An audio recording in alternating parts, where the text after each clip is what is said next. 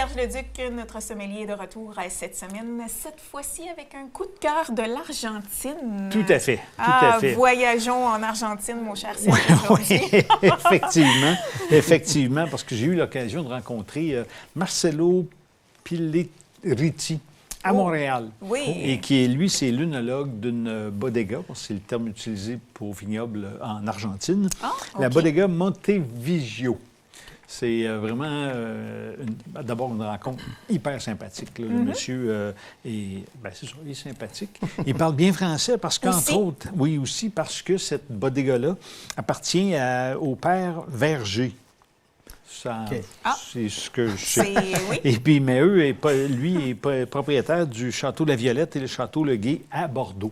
Probablement, je vais essayer de faire un petit détour par là. Dans ton planning. En juin prochain. Oui, En tout cas, oui. c'est pas certain, mais on travaille là-dessus. Quand même. Et quand on entend 2 mots château dans la même phrase, c'est quand même gros. Oui, mais il faut cependant... Mais je vais en parler plus tard. Mais le terme château, ça peut être... Ça ne veut pas dire que c'est un château. Ça ne veut pas dire qu'ils sont très gros. OK. On pourrait dire ça comme ça.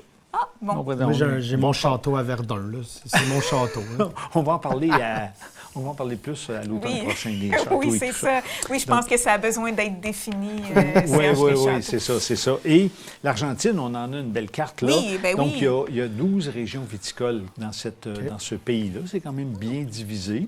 Mais évidemment, l'Argentine... Quand on parle d'Argentine, au niveau du vin, on pense immédiatement à Mendoza. Fait qu'on voit sur la carte, ça s'en vient, la carte, là, oui, voilà. Donc, la portion de Mendoza, c'est la portion qui est en bas dans tout le rond bleu.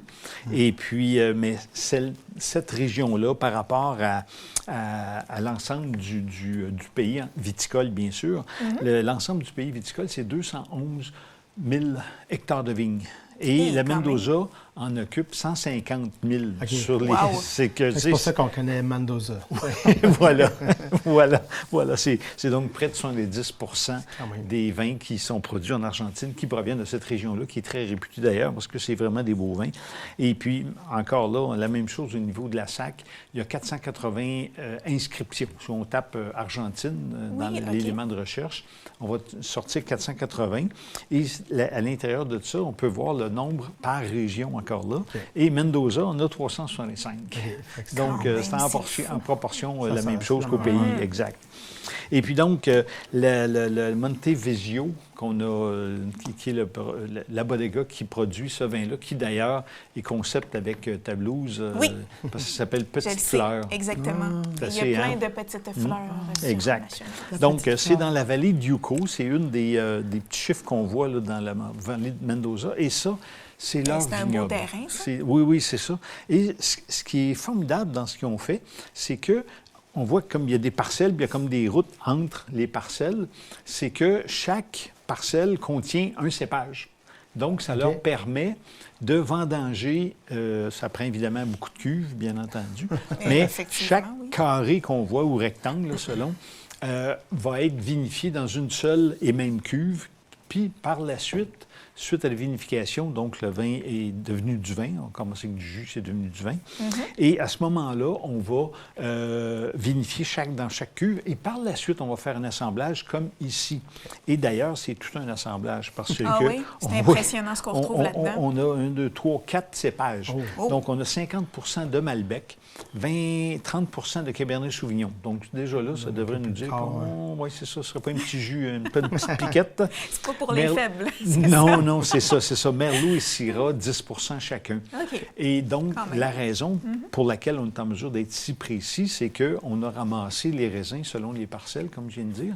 On les a vinifiés. Donc, pour une même parcelle, mettons ici, c'est peut-être toutes les deux du Malbec, mais cette parcelle-ci, due à l'exposition, due au sol, là, c'est quand même proche, mais ça peut donner des goûts différents. En conséquence, c'est pour ça l'importance d'avoir une vinification parcellaire. C'est comme ça qu'on appelle ça. Plutôt qu'un immense champ où il y a plein de cépages, puis là, c'est bien plus complexe.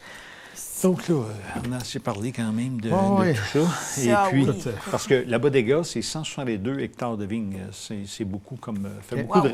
Bien, on voit la on voit que c'est superficie, grand, On voit que c'est grand. Exact. Donc, Au niveau de notre vin, si on regarde juste la couleur au départ, avec si on met ses doigts derrière la coupe lorsqu'elle est en 45, on ne voit pas vraiment nos doigts. C'est vrai. Donc, un beau rubis très intense. Et au nez, on a vraiment des beaux nez de fruits d'abord. Ça a été vieilli en barrique de chêne aussi, fait qu'on a un petit côté boisé intéressant. Et donc, c'est vraiment quelque chose de bien. La seule petite bémol que moi je trouve, c'est que c'est titre quand même à 14,5 d'alcool. Oui. C'est énorme. Moi, je vois 14,8 sur ta bouteille en plus. Hein? Oui, ça a augmenté le temps que tu t'en viennes. Bon, c'est peut-être ça. Dans l'auto avec la chaleur, peut-être ça. Peut-être ça. À 14,8. Oui, fait que c'est pas pour Mathieu, mais... C'est pas nécessairement un problème, sauf que c'est un effet, à mon sens, du réchauffement de la planète. Donc, il y a plus de soleil, il y a plus de chaleur, donc les raisins viennent à maturité plus rapidement. Donc, si moins tôt. Oui, mais c'est surtout le fait que plus il y a de la chaleur, plus il va y avoir de sucre. Ouais. Plus il y a de sucre dans le raisin, plus il va y avoir d'alcool. Donc, Donc, si tout va bien, on va avoir de plus en plus de vins dans pourcentage élevé. En parlant, on va avoir des vins qui ça va être des forts, ça va être des 40. Oui, c'est ça. Peut-être pas tant que ça, mais... On va prendre des shots de vin. Oui, exact. Et c'est un petit shooter de vin. Shooter de vin. Mais l'idée, en tout cas, on va en prendre une petite gorgée, puis on va voir. Oui, c'est ça. On va parler de fruits, on va parler de boisé au nez.